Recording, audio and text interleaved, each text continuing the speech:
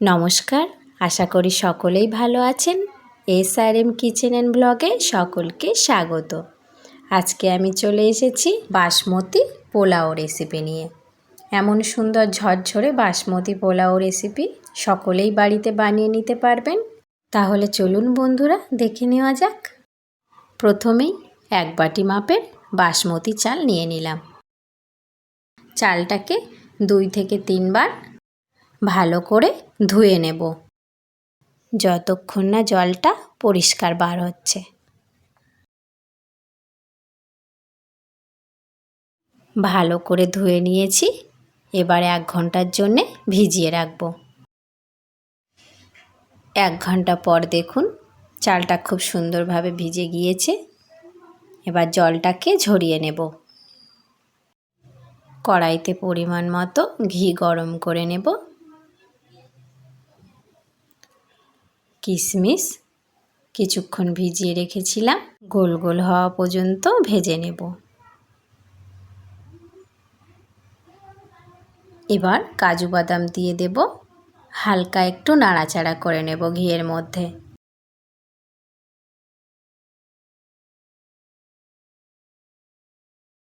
পরিমাণ মতো ঘি গরম করে নিয়েছি। দিয়ে দিচ্ছি একটু হলুদ গুঁড়ো। ঘিয়ের মধ্যে হলুদ গুঁড়ো দিয়ে দিয়েছি, এতে হলুদের কাঁচা গন্ধটা চলে যাবে। গোটা গরম মশলার ফোড়ন দিয়ে দেব। হালকা একটু নাড়াচাড়া করে নেব। জল ঝরিয়ে রাখা বাসমতি চালটাকে দিয়ে দেব।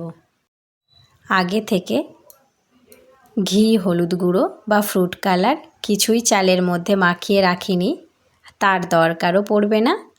দেখুন এইভাবে চালটাকে ভেজে নেব। কিছুক্ষণ ভাজলেই চালটা ঝরঝরে হয়ে যাবে। চ্যানেলটিকে সাবস্ক্রাইব করে পাশে থাকার অনুরোধ রইল সকলেরই কাছে। দেখুন কিছুক্ষণ ভাজার পরই চালটা সুন্দরভাবে ঝরঝরে ভাজা হয়ে গিয়েছে। যে বাটিতে আমি চাল নিয়েছিলাম সেই বাটিতেই 1 বাটি চালের পরিমাণে 2 বাটি জল দিয়ে দেব। একসঙ্গে ভালো করে নাড়াচাড়া করে নেব। স্বাদ মতো লবণ দিয়ে দিলাম। আর মিষ্টির জন্যে আমি এখানে বাতাসার গুঁড়ো ব্যবহার করছি। ভেজে রাখা কাজু কিশমিশ দিয়ে দিয়েছি। একসঙ্গে নেড়ে নিয়ে মিষ্টিটাকে গুলে নেব।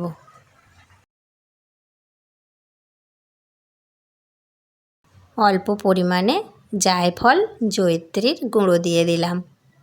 সাথে অল্প একটু গোলাপ জল ছড়িয়ে দিলাম। ঢাকা দিয়ে রেখে দেব একদম ধিমে আঁচে। দেখুন ভাতটা রেডি হয়ে গিয়েছে। কতটা ঝরঝরে পোলাও হয়েছে দেখেই বুঝতে পাচ্ছেন। একটুও জল বাকি নেই। আর পোলাওটা সুন্দর ঝরঝরে হয়েছে দেখেই বুঝতে পাচ্ছেন।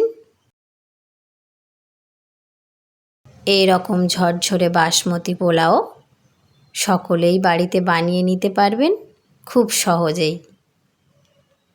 গরম গরম পরিবেশন করে দেব ঝরঝরে বাসমতি পোলাও।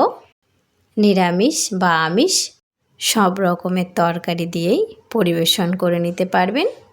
খেতে কিন্তু অসাধারণ লাগবে। উপর থেকে কিছু কাজু কিশমিশ সাজিয়ে দিচ্ছি দেখতে ভালো লাগার জন্যে।